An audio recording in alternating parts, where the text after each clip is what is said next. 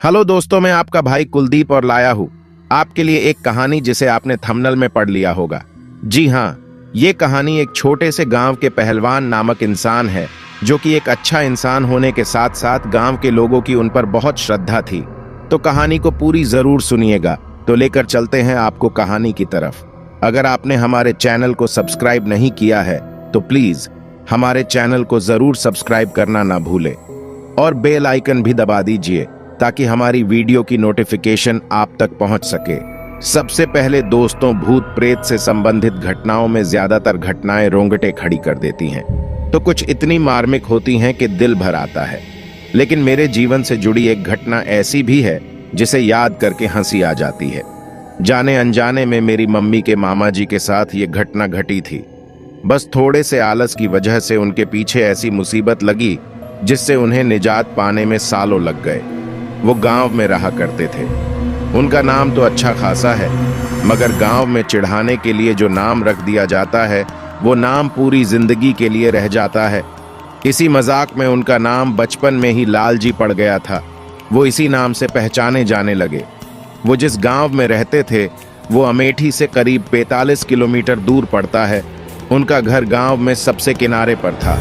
उनके घर से करीब 400 मीटर की दूरी पर रेलवे लाइन थी और रेलवे लाइन के पार एक बहुत बड़ा बरगद का पेड़ था और पेड़ के नीचे चबूतरा बना था। उन्हें लोग पहलवान बाबा के अर्थान के नाम से जानते थे। सबको उन पर बहुत श्रद्धा थी, जिसका परिणाम भी उन्हें अच्छे के रूप मिलता था। आसपास के गांव वाले उनकी पूजा अर्चना करते थे और उनकी कृपा भी खूब देखते थे और आज भी ये सिलसिला वहां जारी है। खैर, वहां वास करने वाले बाबा कोई देवता नहीं थे जिन्हें लोग शहरों में छलावा कहते हैं, लेकिन एक बहुत लंबे अंतराल से वो वहां वास करते हैं, इसलिए वो बहुत अधिक शक्तिशाली है। उनकी पूजा जो करता है वो उस पेड़ पर लंगोट और दारू की एक बोतल चढ़ाता है। भूत प्रेत बाधा से ग्रस्त व्यक्ति वहां जाकर ठीक हो जाते हैं। लाल जी भी उन्हें बहुत मानते थे, मगर वे थे थोड़े आलसी किस्म के। जब भी उनकी माता उन्हें उस अर्थान पर चढ़ावा चढ़ाने को कहती तो वे अक्सर टाल मटोल करते थे। वहीं गांव में एक पंडित जी भी रहते थे। हष्ट पुष्ट शरीर वाले और अखाडों में उनका बहुत नाम था। लोग उन्हें अक्सर पहलवान पंडित कहते थे। हालांकि को थे तो पंडित, मगर ये नाम उनके चरित्र को दूर दूर तक नहीं छूता था। पहलवान होने के कारण अक्सर वो मांस मदिरा का सेवन भी करते थे, लेकिन बहुत ही कम उनके परिवार में उनकी पत्नी और उनका एक 10 साल का बेटा था। बस एक बार की बात है, उनकी पत्नी और 2 बच्चों को लेकर अपने मायके गई हुई थी और वापस आते समय जिस बस से वे वापस आ रही थी वो बस दुर्घटनाग्रस्त हो गई। उनके बेटे ने वहीं दम तोड़ दिया और उनकी पत्नी 5 दिन अस्पताल में जिंदगी और मौत से जूझने के बाद चल बसी। इतनी बड़ी दुर्घटना पहली बार उस गांव में घटी थी। पहलवान जी के घर लोगों का तांता लगा रहता। वो अपने होश हवास से खो बैठे थे। आसपास के जानकार और मित्र आकर उन्हें खाना पानी देते, वरना वो खुद खाना पानी भी नहीं लेते थे। हफ्ते भर बाद धीरे धीरे गांव के लोग अपनी अपनी दिनचर्या में वापस लौटने लगे और उधर पहलवान जी ने जब खुद को संभाला तो शराब और नशे में डूबे रहने लगे और अपने मित्रों और रिश्तेदारों को भी उन्होंने जाने के लिए कह दिया और अकेले रहा करते थे। पूरे दिन पूरी रात वो नशे में डूबे रहते थे। धीरे धीरे उनका पहलवान वाला शरीर सूखने लगा और 1 महीने के अंदर वो किसी सामान्य व्यक्ति जैसे दिखाई देने लगे, मगर किसी का भी कहा नहीं मानते थे और बस अपनी उसी शराब और परिवार की तस्वीर के साथ घंटों बातें करते थे। करीब 1 महीने के बाद अचानक सुबह खेत जाते समय एक व्यक्ति ने खबर दी कि पहलवान जी ने रेलवे लाइन पर आत्महत्या कर ली। उनका शरीर 2 हिस्सों में वहां पड़ा था। गांव के सारे मर्दों ने उन्हें वहीं से उठाया और ले जाकर उनका अंतिम संस्कार कर दिया और सारे गांव वालों ने थोड़ा बहुत मिला जुला कर उनकी अंतिम क्रिया भी करवा दी। बहुत बुरा हुआ था, मगर सबने ये सोच लिया कि ये तो होना ही था, आज नहीं तो कल। या तो वो शराब से बिस्तर पर पड़े पड़े मर जाते या फिर जो हुआ वही होना था।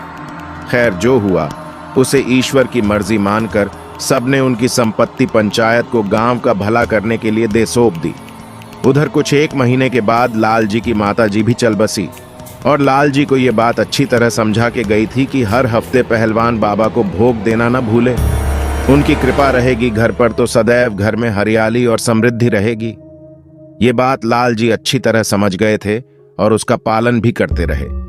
हफ्ते में एक दिन वो अर्थान पर जाकर भोग अर्पण करके आते थे और सबकी तरह ही शराब की बोतल से थोड़ी सी शराब वहां चढ़ाकर बाकी बोतल को प्रसाद के रूप में वापस लाकर उसका सेवन करते थे। करीब 6 महीने तक तो उन्होंने इस नियम का पूर्णतया पालन किया। फिर एक दिन लाल जी दूसरे गांव गए हुए थे, किसी परिचित से मिलने के लिए। गांव उस अर्थान से थोड़ी दूर पर करीब 400 मीटर की दूरी पर था, तो उन्होंने देखा कि वो व्यक्ति भी पहलवान बाबा को भोग दे रहा था। मगर वो उनके अर्थान पर नहीं गया, बस लंगोट और एक कटोरी में शराब रखकर पहलवान बाबा के अर्थान को देखते हुए उसने स्थानीय भाषा में कहा, हे पहलवान बाबा, लो अपना भोग स्वीकार करो। और फिर शराब को उसी तरफ गिराकर दोनों हाथ जोड़ लिए और वापस आकर लाल जी से बात करने लगा। लाल जी ने पूछा कि क्या इस तरह से बाबा भोग स्वीकार करते हैं? उसने हाँ में जवाब दिया और बताया कि सच्ची श्रद्धा से चढ़ाया गया प्रसाद लेने तो देवता भी धरती पर आ जाते हैं, और फिर ये बाबा तो कुछ ही दूर पर निवास करते हैं और अपना भोग स्वीकार भी करते हैं। लाल जी को ये बात भा गई। वैसे भी उन्हें रेलवे लाइन पार करके इतनी दूर जाना पसंद नहीं था। अब उनका ये सिलसिला शुरू हो गया। वो एक बर्तन में थोड़ी सी शराब और लंगोट लेकर घर के पीछे की तरफ जाते और वहीं से खड़े होकर जिस तरफ रेलवे लाइन पार पहलवान बाबा का अर्थान था उस तरफ अपना मुंह कर बोलते हैं कि पहलवान बाबा भोग स्वीकार करो, और वहीं से चढ़ाकर वापस आ जाते थे। हर हफ्ते वो ऐसा करते थे। इस तरह से भोग देते देते उन्हें करीब 6 महीने बीत गए। एक दिन की बात है, पास के गांव में एक आदमी को प्रेत बाधा हुई। प्रेत बाधा यानी मायावी शक्ति। उसके घर वाले बहुत परेशान थे और वो आदमी पहलवानी कर करके हर किसी को खुद से दूर रहने को बोलता, जांघों पर ताल ठोंक ठोंक कर बात कर रहा था। गांव के कुछ लोगों ने मिलकर उसे पकड़ने की कोशिश की, मगर उसकी पहलवानी के आगे कोई टिक नहीं पाया।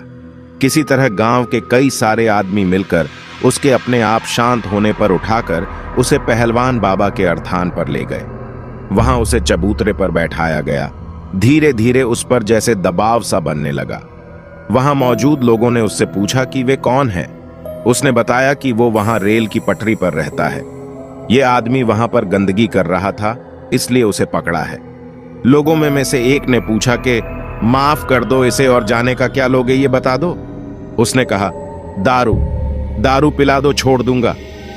वहां मौजूद लोग तुरंत दारू लेकर आए और उसे दिया, मगर उसने पीने से मना कर दिया और कहा, ऐसे नहीं, जो मुझे हमेशा देता है बस उससे ही लूंगा। जिज्ञासावश सबने पूछा कि वो भोग किससे लेना आएगा, तो उसने बताया कि फलाने गांव में लाल जी नाम का आदमी है, वो मुझे हमेशा दारू देता है, वो देगा तो मैं तुरंत चला जाऊंगा। तो आपको ये कहानी कैसी लगी तो हम जल्दी ही लौटेंगे इस कहानी के दूसरे भाग को लेकर। और अगर आपने हमारे चैनल को सब्सक्राइब नहीं किया है तो प्लीज हमारे चैनल को जरूर सब्सक्राइब कर लीजिए और बेल आइकन भी दबा दीजिए ताकि हमारी वीडियो आप तक पहुंच सके। धन्यवाद। कीमती समय